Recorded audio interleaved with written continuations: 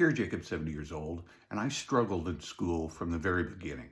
So in the third grade, my parents took me to see a specialist, and he ran a battery of tests. Now, this was in the days before they knew about ADD or ADHD, and he diagnosed me with something called NRB, and that stood for not real bright. They're not very sensitive back in those days. My little sister would be diagnosed with something called WTKRS, which stood for, whoa, this kid's really stupid.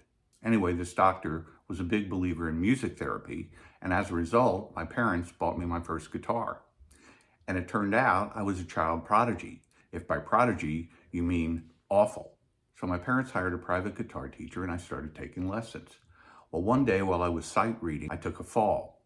I fell a lot during sight readings.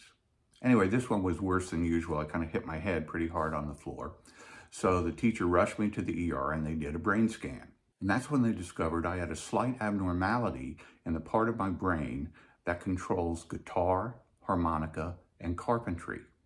Further testing showed that I had a very rare condition called musicographic mind.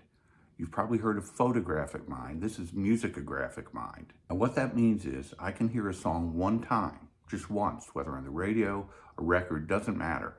But after only one listening, I can usually guess the weight of the singer within 10 pounds either way.